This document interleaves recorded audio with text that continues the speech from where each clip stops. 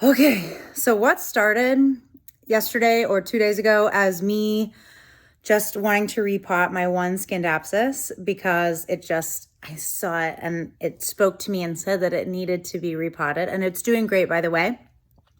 Um, has turned into me just like repotting all of my plants. And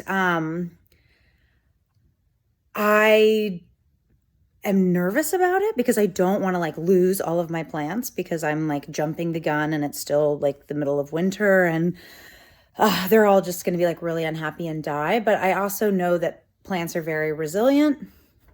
And when I very first started bringing them home, I did not know what I was doing. And I didn't want to spend any of my money on anything but the plants. So I didn't want to I put everything in terracotta because it's nice and cheap and I like it aesthetically as well. It's a bonus. But instead of even buying like Miracle Grow, I just went into my garden, and as the fall kind of like wrapped up, they would stay in their nursery pot. And then as the fall like wrapped up, I would just take outside pots that I had around, like where all my potted plants were as they were dying off or going dormant for the winter or whatever. I would just kind of like repurpose all of that dirt from those pots and put them into my houseplants. And then as I was like reading more and, talking about all my little Facebook groups, because I'm like in 1,200 plant Facebook groups now. And I've always known that soil is important or whatever. So I went and I got myself 2 bags of this, what was recommended to me. It's this Fox Farm soil and fertilizer ocean forest potting soil. It's a very beautiful bag, which is a bonus. Definitely piques my interest. But that's apparently is the best. Like a bunch of people chimed in the like local group that I'm in, and everybody was like, Fox Farm is the tits. So get it. So I did.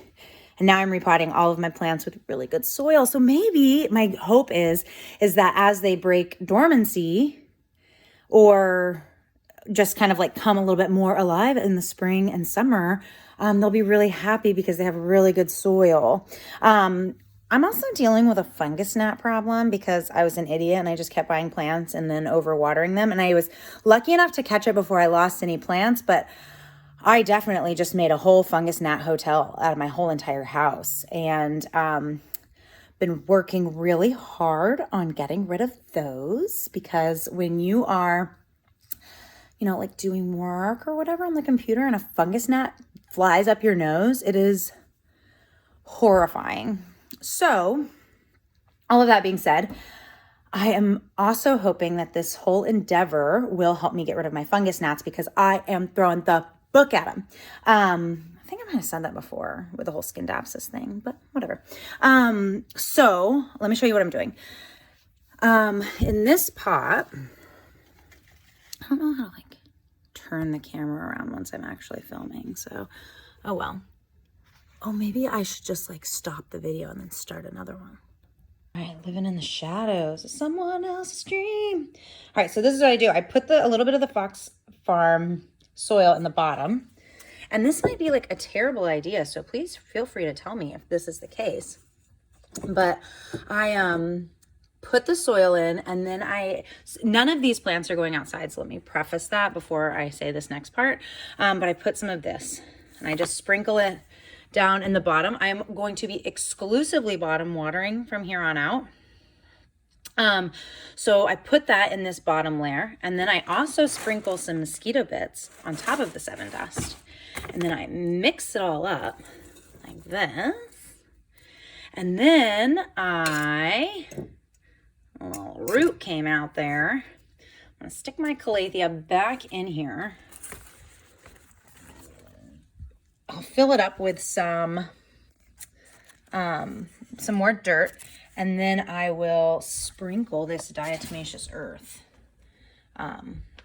all on the top. And it looks like there's been snow on all of my plants, and it's beautiful.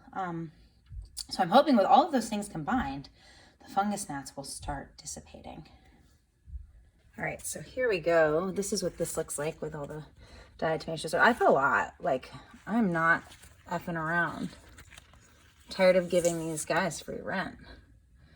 I'll wash off all the leaves when I go inside, give it a little bit of a bottom water. Its soil was still kind of moist when I just repotted it, so I won't bottom water it for very long, but there we go.